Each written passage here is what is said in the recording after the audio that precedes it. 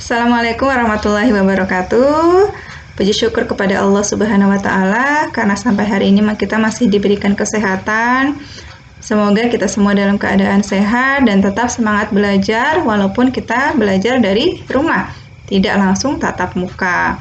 Jadi semoga nanti ada jadwal supaya kita bisa bertatap muka, dan kita juga senantiasa berdoa semoga pandemi ini segera berakhir sehingga kita bisa belajar kembali ke sekolah.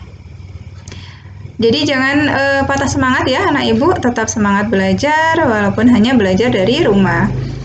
Nah, di kelas 11 ini ibu mengajar produktif P2 KPH, yaitu produksi pengolahan komoditas perkebunan dan herbal. Yang akan kita pelajari pertama kali itu tentang pengolahan rempah dan bahan penyegar.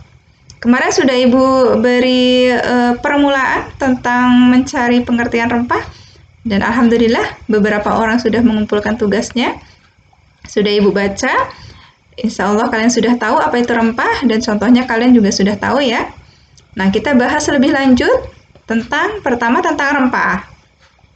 Rempah itu adalah bagian tumbuhan yang beraroma atau berasa kuat, digunakan dalam jumlah kecil sebagai pengawet atau perasa makanan karena aroma dan rasanya yang sangat kuat. Di sini ibu tandai yaitu beraroma yang khas dan berasa kuat. Kenapa rempah-rempah itu beraroma khas dan berasa kuat? Karena di dalam rempah-rempah itu mengandung minyak asiri dan oleoresin. Jadi itu ya, jadi harus tahu. Nah, rempah, dari sekian banyak jenis rempah itu dapat digolongkan menjadi beberapa bagian. Ini berdasarkan asal dari bagian pohon. Jadi ada rempah yang berasal dari rimpang. Misalnya jahe, kunyit, temulawak, kencur, temu ireng. Kemudian ada rempah yang berasal dari bunga. Contohnya cengkeh, bunga lawang. Ada yang berasal dari daun. Misalnya daun salam, serai. Ada yang dari kulit batang. Ini contohnya kayu manis. Ada yang berasal dari buahnya. Ada yang berasal dari buahnya, misalnya pala, kemiri. Ada yang berasal dari bijinya, misalnya lada, merica. Ini ada juga klasifikasi rempah.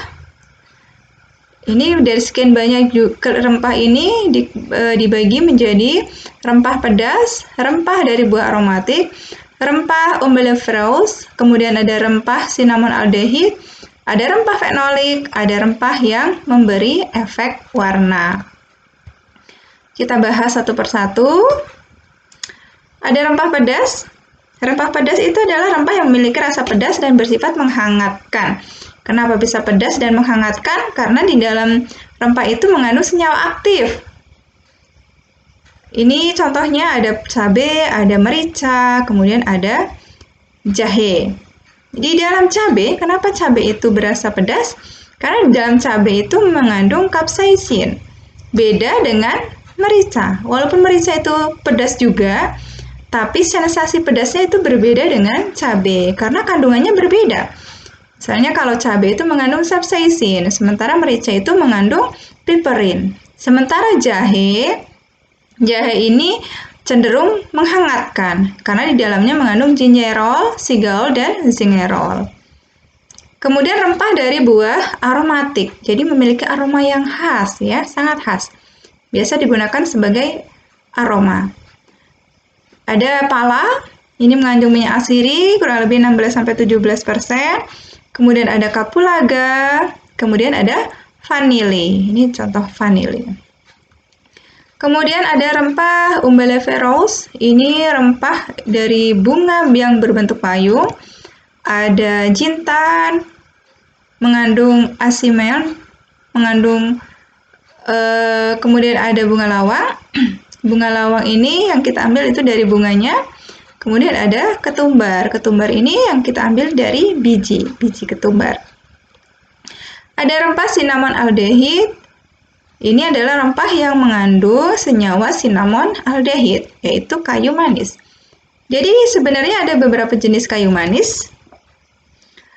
Yang ada itu yang kita pelajari tentang kayu manis kasia dan kayu manis Ceylon. Kayu manis kasia ini adalah kayu manis yang banyak beredar di pasaran. Harganya lebih murah dibandingkan dengan kayu manis Ceylon. Jadi kalau kayu manis kasia biasa digunakan untuk bumbu masakan di dapur. Sementara kalau Ceylon ini biasanya untuk dessert, kue, gitu ya. Kemudian ada rempah fenolik. Ini rempah yang mengandung senyawa fenolik atau eugenol. Biasanya ini digunakan dalam dunia industri, misalnya dunia farmasi, kosmetik, atau sebagai pestisida organik. Contohnya ada cengkeh. Cengkeh ini yang kita ambil bisa dari daun, bisa dari batang, bisa dari bunganya. Kemudian ada daun salam, kemudian ada sereh. Sereh ini biasanya bisa diolah menjadi minyak sereh atau citronella. Kemudian ada rempah pemberi efek warna. Ini biasa digunakan untuk memberikan efek warna. Ada kunyit. Kunyit ini biasanya memberikan efek warna kuning karena dia mengandung kurkumin. Kemudian ada secang. Secang ini memberi efek warna merah karena mengandung brazilin. Kemudian ada paprika. Jadi ada 3 warna paprika, biasanya hijau, kemudian kuning orange gitu. Kemudian ada warna merah.